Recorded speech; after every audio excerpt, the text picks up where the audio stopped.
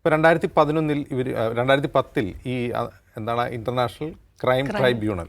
International എന്നുള്ള പേരെങ്കിലും അതിലൊരു ഇൻ്റർനാഷണലും ഇല്ല ആക്ച്വലി.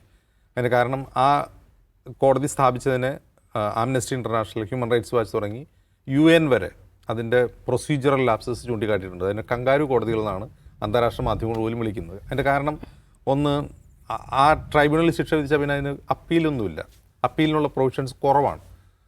എന്ന് മാത്രമല്ല, ഈ ഷെയ്ഖ് ഹസീനയുടെ കാലത്ത് നിരവധി പ്രതിപക്ഷ നേതാക്കളെയാണ് ഈ ബംഗ്ലാമോചന കാലത്തെ ക്രൈമുകളുടെ പേരിൽ തൂക്കിക്കൊന്നത്. ആ തൂക്കിക്കൊല്ലപ്പെട്ടവരിൽ പോലും 80 വയസ്സ് കഴിഞ്ഞ മനുഷ്യന്മാരുണ്ടായിരുന്നു. ഒന്ന് ആലോചിച്ച് നോക്കുക. അപ്പോൾ ആ ഒരു പ്രൊസീജിയർ, അവരുടെ ട്രയൽ ഒട്ടും ട്രാൻസ്പെറൻ്റ് ആയിരുന്നില്ല എന്നുള്ള ആക്ഷേപം അന്താരാഷ്ട്ര സമൂഹത്തിന് തന്നെയുണ്ട്. പക്ഷേ ഷെയ്ഖ് ഹസീന ഒന്നും കേട്ടില്ല. ഷെയ്ഖ് ഹസീനയുടെ 2ാം ടൈം എന്ന് പറഞ്ഞാൽ അത് വലിയ ഏകാധിപത്യപരമായിരുന്നു. അവരുടെ എല്ലാ നടപടികളും ഏകാധിപത്യപരമായിരുന്നു. ഈ ICTയുടെ സ്ഥാപനവും ആ ട്രയലും എല്ലാം അതിൻ്റെ പേരിൽ തന്നെ ഷെയ്ഖ് ഹസീന വിമർശിക്കപ്പെട്ടിട്ടുണ്ട്.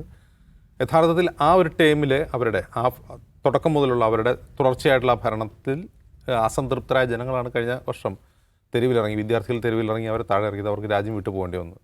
അവരിപ്പോൾ ഇന്ത്യയിലാണ് താമസം. ഇന്ത്യയിൽ വളരെ സുരക്ഷിതമായിട്ടാണ് താമസിക്കുന്നത്. ഇന്ത്യയും ഇപ്പോൾ ബംഗ്ലാദേശിൽ വധശിക്ഷ വിധിച്ചു എന്ന് കരുതി നാളെ ഇവരെ കൊണ്ടുപോയി തൂക്കി കൊല്ലാൻ പറ്റുമെന്ന് എനിക്ക് തോന്നുന്നില്ല. കാരണം ഇന്ത്യ അവർക്ക് പൂർണ്ണ സപ്പോർട്ടാണ്, വൻ സുരക്ഷയിലാണ് അവരെ ഡൽഹിയിൽ പാർപ്പിച്ചിട്ടുള്ളത്. അപ്പോൾ അതുകൊണ്ട് അവർക്ക് ഇനി ബംഗ്ലാദേശിലേക്ക് പോകാൻ കഴിയുമോ എന്നുള്ളത് മാത്രമാണ് ക്വസ്റ്റ്യൻ. അല്ലാതെ അവരെ വധശിക്ഷയ്ക്ക് വിധേയമാക്കി കളയും ബംഗ്ലാദേശ് പിടികൂടിയെന്ന് ഇപ്പോൾ കരുതാൻ വയ്യ. ഇതിലൊരു പ്രശ്നം ഷിത നേരത്തെ ചൂണ്ടിക്കാട്ടിയതുപോലെ സ്വന്തം രാഷ്ട്രീയ എതിരാളികളെ വേട്ടയാടാൻ വേണ്ടി അവർ തന്നെ സ്ഥാപിച്ച ഒരു കങ്കാരു കോടതി, ആ കങ്കാരു കോടതി അവർക്ക് വധശിക്ഷ വിധിക്കുന്നു മറ്റൊരു ഭരണകൂടം വരുമ്പോൾ. ആ വിധി കേട്ടിട്ട് ഷെയ്ഖ് ഹസീന ഇന്ത്യയിലിരുന്ന് റോയിട്ടേഴ്സിനോട് ഇൻ്റർവ്യൂവിൽ പറയുന്നു അത് കങ്കാരു കോടതിയാണ്. അപ്പോൾ ഇത് ഒരു തരം എന്താണ് ചരിത്രത്തിൻ്റെ അപ്സൈഡിറ്റി എന്നോ അല്ലെങ്കിൽ കാവ്യനീതി എന്നൊക്കെ പറയാവുന്നൊരു കാര്യമാണത്. കാരണം അവർ ചെയ്തത് എന്താണോ അത് അവർക്ക് തിരിച്ചു കിട്ടുകയാണ് ചെയ്തത്. ഇതിലിപ്പോൾ അവർ ചെയ്തതോ ഇപ്പോഴത്തെ ഭരണകൂടം ഷെയ്ഖ് ഹസീനയെ ലക്ഷ്യം വെച്ചുകൊണ്ട് ഇപ്പോൾ നടന്ന വിചാരണയോ നിഷ്പക്ഷമാണെന്ന് പറയാൻ കഴിയില്ല. ഇപ്പോൾ നടന്നത് നിഷ്പക്ഷമാണെന്ന് പറയാൻ കഴിയില്ല. അതേ കോടതി തന്നെയാണത്, അതേ പ്രൊസീജിയേഴ്സ് തന്നെയാണുള്ളത്. അവരും ചെയ്യുന്നത് ഒരു തരം പൊളിറ്റിക്കൽ വെൻഡേറ്റ തന്നെയാണ്. അന്ന് ഈ 2010 ആരംഭിച്ച വിചാരണയിലെ പ്രശ്നം എന്ന് വെച്ചാൽ ആ വിചാരണയ്ക്ക് 70കളിൽ നടന്നിട്ടുള്ള ഈ കുറ്റകൃത്യങ്ങൾ തെളിയിക്കാൻ വലിയ പാടായിരുന്നു. ഒന്ന്, അതിൻ്റെ കാരണം എന്ന് വെച്ചാൽ അന്ന് ഡോക്യുമെൻ്റഡ് ആയിട്ടുള്ള എവിഡൻസ് ഇല്ല. വീഡിയോ ഫുട്ടേജസോ അല്ലെങ്കിൽ ഓഡിയോ റെക്കോർഡിങ്ങോ ഒന്നുമില്ല.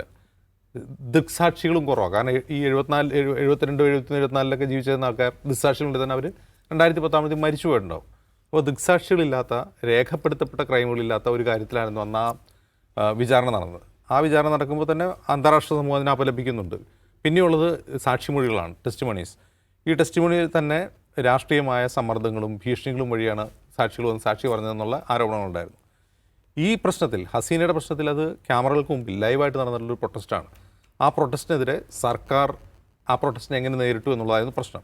അതിൽ ഭരണകൂടം ഉത്തരവിടുന്നുണ്ട്. അതായത് വെടിവെക്കുക ഉത്തരവിടുക, ഡ്രോൺ വഴി വെടിവെക്കുക, ഹെലികോപ്റ്റർ വഴി വെടിവെക്കുക, അതിൻ്റെ ദൃശ്യങ്ങളുണ്ട്.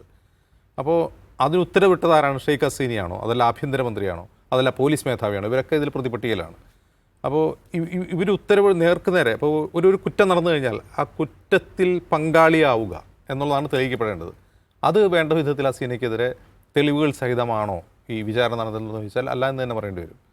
അതായത് പോലീസ് വെടിവെച്ചു, അപ്പോൾ അത് ഉത്തരവിട്ടതാരാണ്? ഷെയ്ഖ് ഹസീനയാണ്. എങ്കിൽ ഷെയ്ഖ് ഹസീനയെ വധശിക്ഷയ്ക്ക് വിധിക്കണം എന്നുള്ളതാണ് ആ കോടതിയുടെ ഒരു ന്യായം.